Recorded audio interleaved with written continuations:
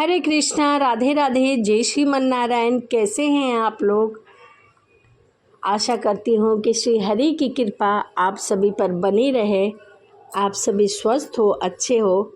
इसी कामना के साथ आज हम सुनेंगे देवशयनी एकादशी व्रत की कथा। देवशयनी एकादशी 17 जुलाई दिन बुधवार को है। आइए अब हम इसकी कथा सुनते हैं।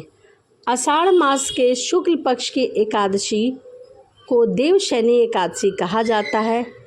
इसी एकादशी से चतुर्मास का आरंभ माना जाता है। इस अवधि में कोई भी शुभ कार्य, विवाह आदि नहीं किया जा सकता।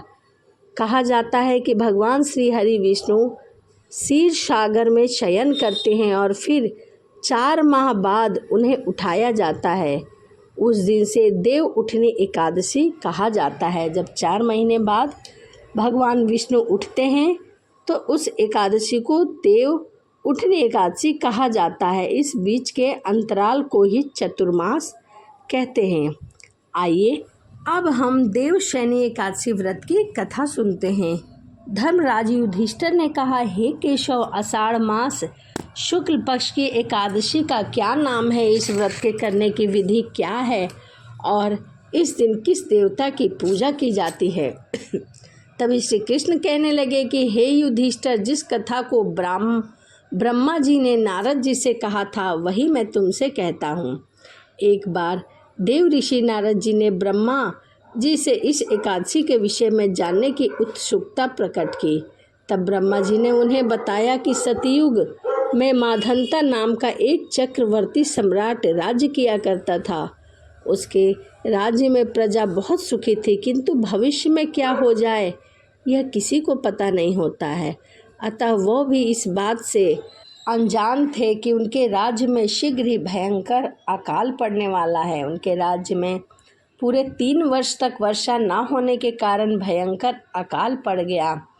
चारों ओर अकाल के कारण त्राही त्राही मच गई। धर्म पक्ष के यज्ञ, हवन, पिंड दान, कथा, व्रत आदि में कमी आ गई। जब मुसीबत पड़ी तो धार्मिक कार्यों में प्राणी की रुचि कहाँ रह जाती है? प्रजा ने राजा के पास जाकर अपनी वेदना की दुहाई दी। राजा ने इस स्थिति को लेकर पहले से ही दुखी थे। वह सोचने लगे कि आखिर मैंने ऐसा कौन सा पाप किया है जिसका दंड मुझे इस रूप में मिल रहा है। फिर इस कष्ट से मुझे किस प्रकार से मुक्ति मिलेगी? कोई साधन या फिर कोई उद्देश्य?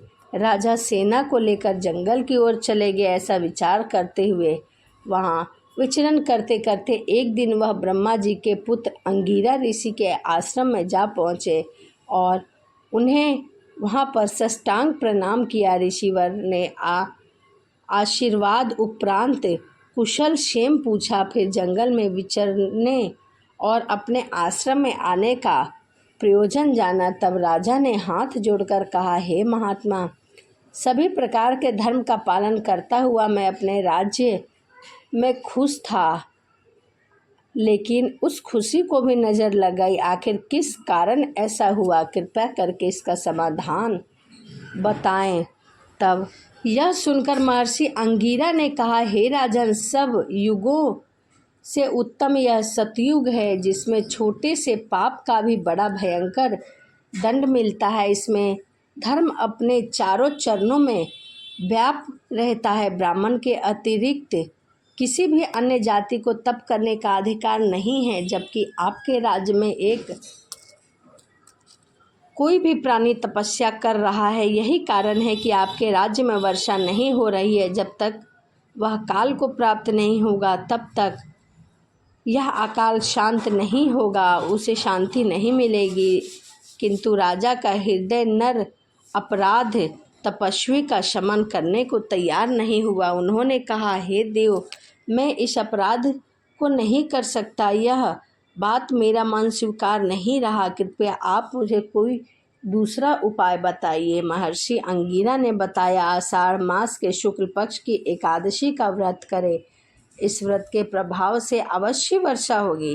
राजा ने अपने राज्य की राजधानी लौट आए और चारों वर्णों सहित एकादशी का विधि पूर्वक व्रत किया। इस व्रत के प्रभाव से उनके राज्य में मूसलधार वर्षा हुई और पूरा राज धन ध्यान से फिर से परिपूर्ण हो गया। ब्रह्मा वे व्रत पुराण में देवशयनी एकादशी के विशेष महत्व का वर्णन है। इस वर्णन से प्राणी की सभी मनोकामनाएं पूर्ण हो जाती है। तो यह देवशयनी एकादशी व्रत की कथा थी। तो चलिए इसी के साथ वीडियो को समाप्त करते हैं और मिलते हैं अगली वीडियो में। वीडियो आपको कैसी लगी कमेंट ज़रूर करिएगा, और यदि आपको हमारी वीडियो अच्छी लगती है तो प्लीज़ चैनल को सब्सक्राइब लाइक ज़रूर करिए। तो चलिए इसी के साथ मिलते हैं अगली वीडियो में। सभी को राधे राधे। जय श्रीमन नारायण। हरे कृष्णा।